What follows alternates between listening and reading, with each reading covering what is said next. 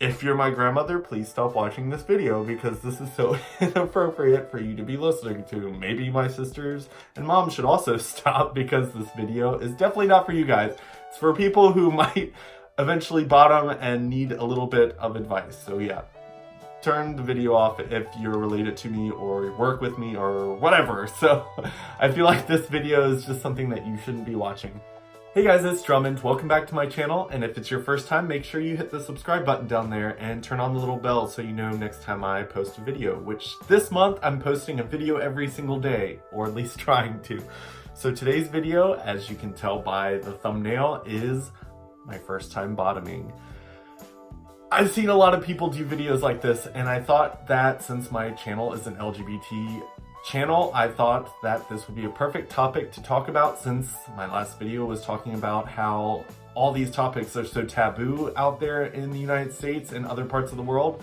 So I wanted to talk about the whole experience, because I feel like when I first came out and when I was doing all these firsts for being gay, I felt like there wasn't really anything out there for people like us who are experiencing it for the first time, since in high school, the sex talk was kind of talking about not getting a girl pregnant. And in a gay relationship or in gay sex, getting someone pregnant isn't something that we really have to worry about. So yeah, so this video is talking about some of the things that maybe you want to worry about bottoming for the first time or topping for the first time.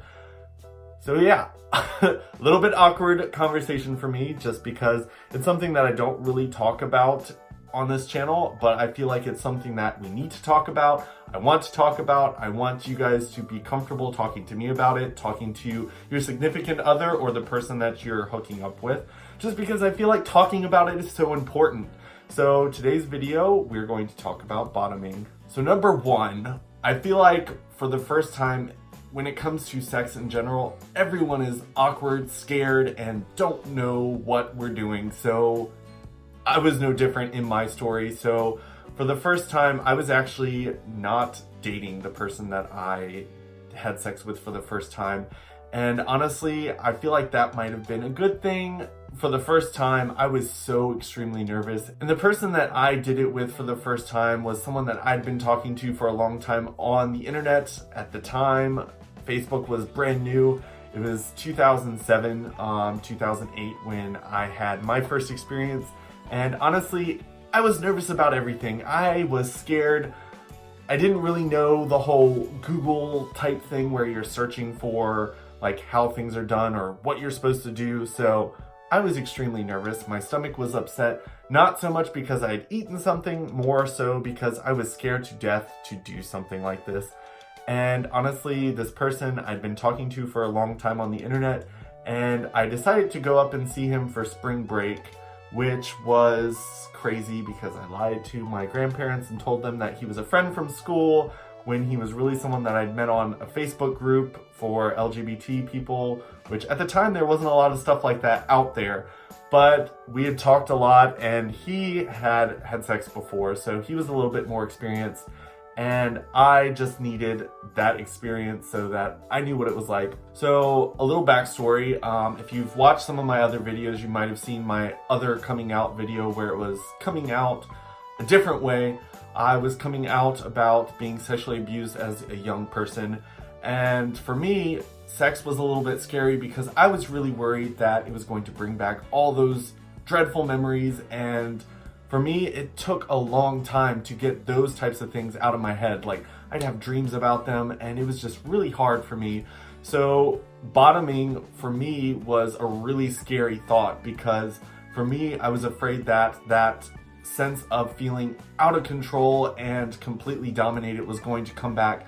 So for me, sex can't be really intense because it really scares me to feel tied down or unable to move. So I had to be with someone who was willing to be a little bit more lenient with me and not be super aggressive my first time, because that was something that I was scared to death of, was those memories coming back and just having that panic. Because in those situations, when you aren't ready, your brain just can do things that you can't control. And for me, that's happened a few times when people have like come up behind me, like held my arms down. panic just like came over my whole body, and I just kind of like flail my body. My friends held me down once and was like tickling me and thought it was funny. And for me, it freaked me out because it put me back in that moment of feeling helpless and out of control.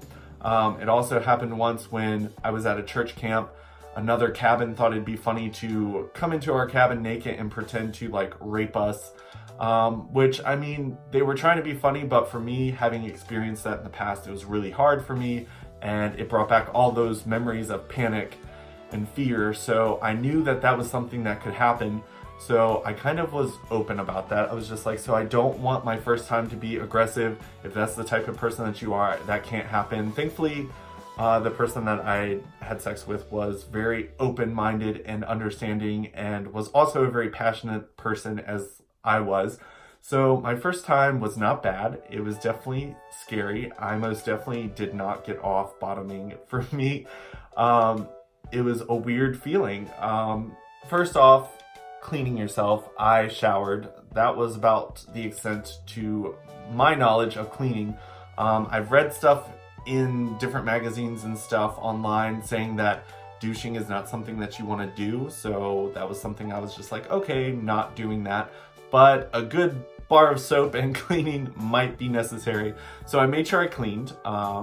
Also, eating stuff that might cause upset stomach and later on something else down there you want to stay away from. So for me, Taco Bell destroys me. So most definitely bottoming, never eat Taco Bell anytime before. That's what Taco Tuesday is for. So if you're going to eat tacos, move sex to another night. But yeah, so my first time, it was good. I made sure that condom was definitely something that was used because my family was a little bit more open about the whole being safe, and because my grandparents were doctors, they were also aware of the whole HIV stuff, because my grandparents were actually some of the first doctors to actually help people with AIDS when it was like the outbreak in the 80s.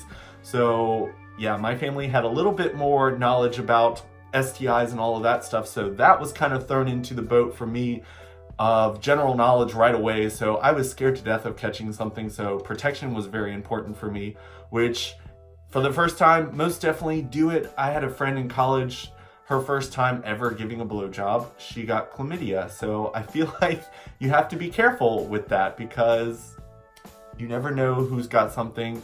People sometimes don't even know they have something and they can give it to you, and some of those things, they're not returnable, so be careful. But yeah, the first time, honestly, it felt weird. It's kind of something that you have to like ease into, because the first time, like the first penetration, it hurts because, I mean, you're not used to something going in that way. For me, that was always an exit hole. So that was something that kind of took some getting used to. You kind of have to relax. As a bottom, you kind of have to realize that if you are tense and not relaxed and you're just really tightening the hole, it can hurt a lot. So for the first time, definitely learn how to relax.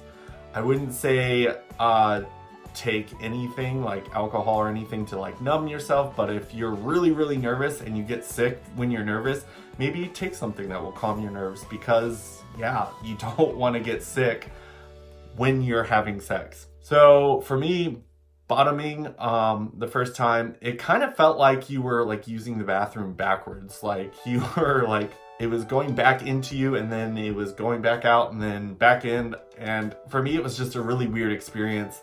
I definitely had to wait until after that experience was done for me to actually be able to get off, because it's just a weird feeling.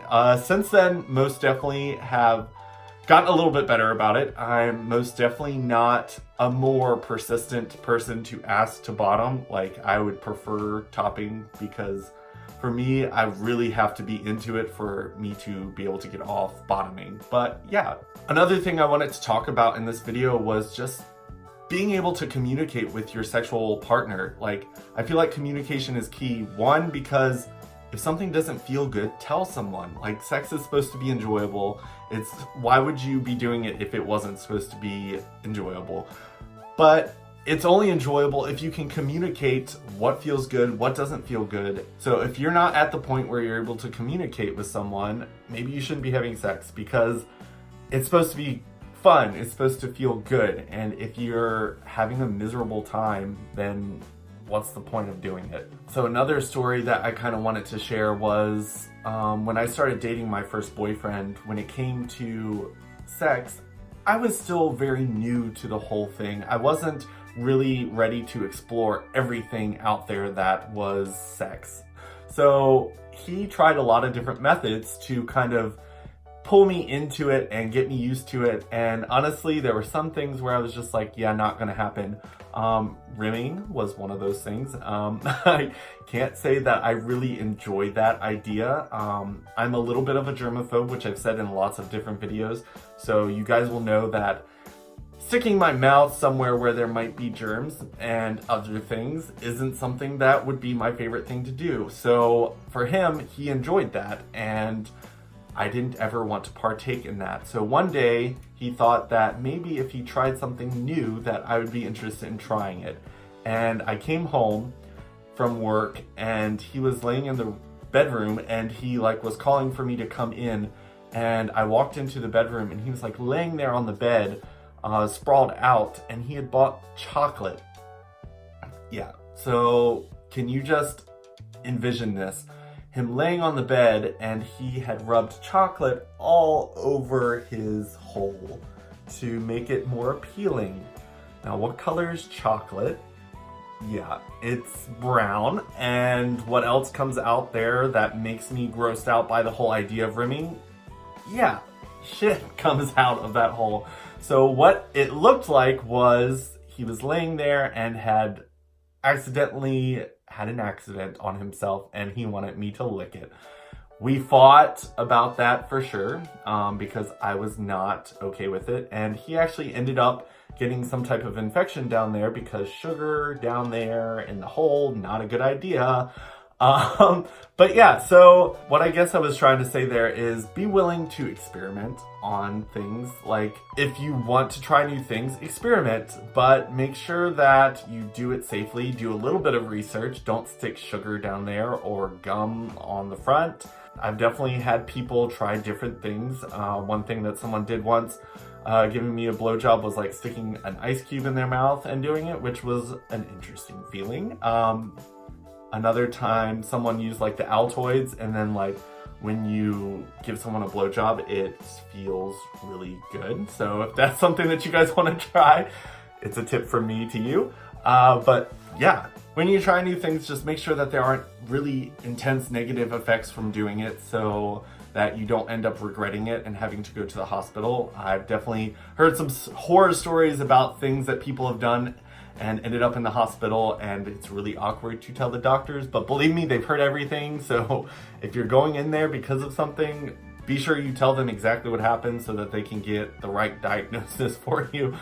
But that's the end of this video. Hopefully you guys enjoyed this. It's extremely awkward for me. I'm trying to become less awkward on this topic, just because I feel like in the LGBT community, this is something that we need to talk about. Stop making it such a taboo topic. But I will talk to you guys tomorrow. If you have any questions or stories of your own, make sure you drop them in the comment section below. Like I said at the beginning, make sure you subscribe to my channel, and I will see you guys tomorrow. Bye.